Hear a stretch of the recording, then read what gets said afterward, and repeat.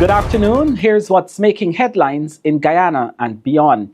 Despite the option to combine forces formally, no political party submitted a joinder of lists to the Guyana Elections Commission (GECOM) by Monday night's deadline. This means that all 6 parties which filed candidate lists last week, APNU, PPP, WIN, AFC, ALP, and Forward Guyana, will officially contest the upcoming elections as separate entities. GECOM Commissioner Sais Gunraj confirmed this in a Facebook post. However, while no formal combinations were filed, several parties have already stitched together alliances and coalitions to strengthen their chances.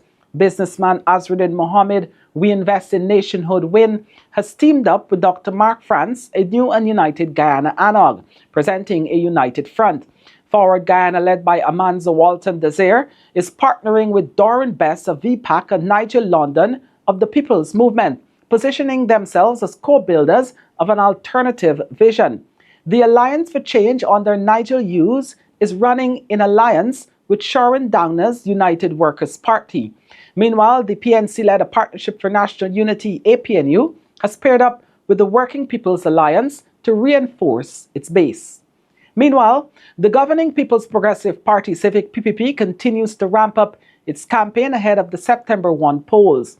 On Sunday, PPP executive member and Finance Minister Dr. Ashni Singh addressed supporters in his home county, Berbice, calling for a resounding victory. On the 1st of September, we must not only return the People's Progressive Party and Dr. Irfan Ali to government, but we must completely wipe the opposition out, Dr. Singh declared to thousands gathered at Albion Estate Road, all dressed in the party's signature red. Singh credited the PPP's current strength to fulfilling promises over the past 5 years, describing the party as one with vision, credibility, and competence to deliver. Party General Secretary Dr. Barjak Dio, also speaking at Albion, reminded supporters that the PPPC secured 40,000 votes in Region 6 in 2020, and he's hopeful that will climb to 55,000 this time around. Voter turnout will be key. In 2015, it stood at nearly 73%, dipping slightly to just over 70% at the last elections. Turning to road safety, with lorries consistently flagged for speeding, overloading, and poor maintenance, Traffic Chief Mahendra Singh says new speed limiting devices for motor lorries will soon be mandatory. Speaking on the Safeguarding the Nation program, Singh explained that the Traffic Department is working with the Ministry of Public Works to establish weight stations to monitor heavy-duty vehicles more effectively. The goal, he said, is to reduce accidents and protect other road users. Minibuses remain a concern too, with frequent violations for speeding, overloading, and loud music, but recent data shows some progress. Minibuses were involved in just one of this year's 63 fatal accidents, compared to 8 of 117 last year. In agriculture news, President Dr. Irfan Ali has launched a premium free crop insurance initiative for rice farmers to help shield their livelihoods from climate change and extreme weather. The program, launched in partnership with India's United Phosphorus Limited and Philip Morris International, will provide coverage to about 6,000 rice farmers nationwide. Importantly, farmers won't have to pay any premiums for this protection. Today marks a milestone moment in our agricultural sector. We also know that what the perils are associated with crop failure. We all know how floods and pest infestation can devastate crops and leave farmers struggling to repay their debts and without the finance to go back into crop. For years we have talked about crop insurance, but little traction was made. Until now, this is what makes today so historic. We owe it to those who feed our nation to ensure that they have a cushion should misfortune visit them. This program is not just relief, it is a lifeline for you.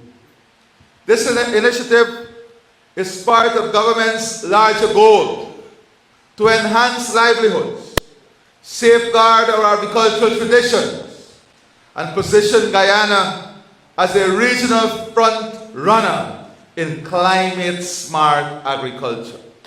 What we're doing here today is leapfrogging agriculture into the new age for food production system that must be climate-smart, climate resilient, and sustainable in its every form.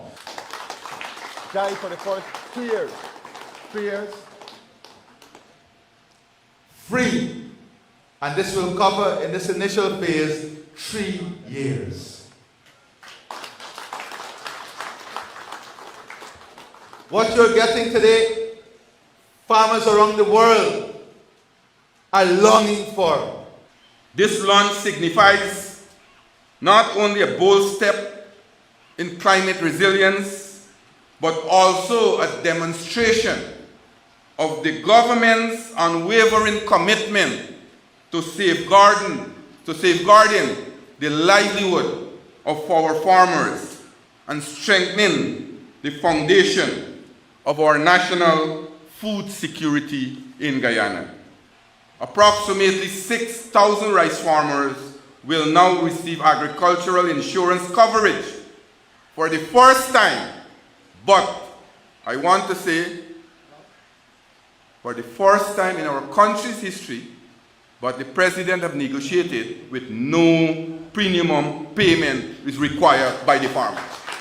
In the past, agricultural insurance in Guyana has been out of reach for rice farmers. No company would want to take the risk of insuring crops in this country.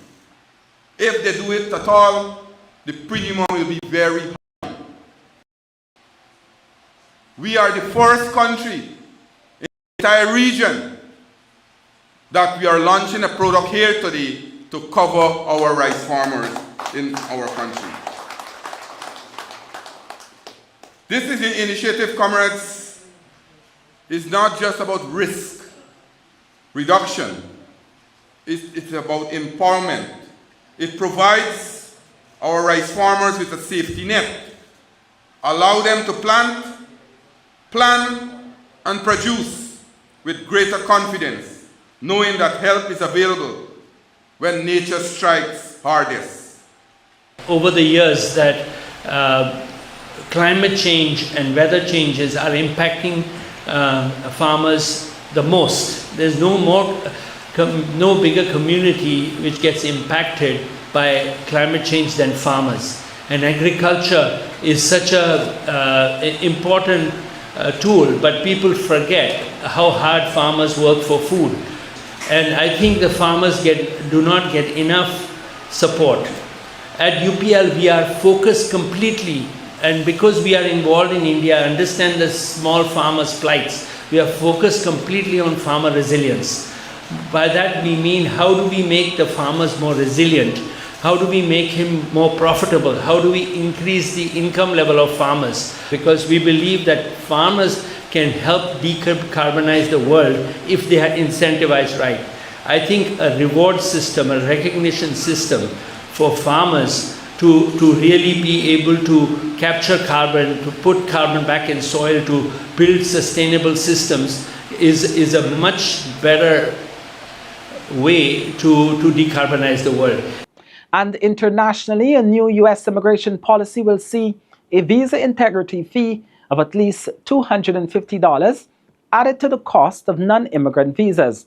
The Trump administration's provision aims to strengthen immigration enforcement and deter overstays, but travel groups have warned it could discourage visitors. The fee will be refunded only if travelers comply with their visa conditions, but details on how to claim refunds remain unclear. For tourists and business travelers using the Visa Waiver Program, ESTA fees are also set to rise, nearly doubling to at least $40. That's your afternoon news brief. Stay with us for updates as these stories develop.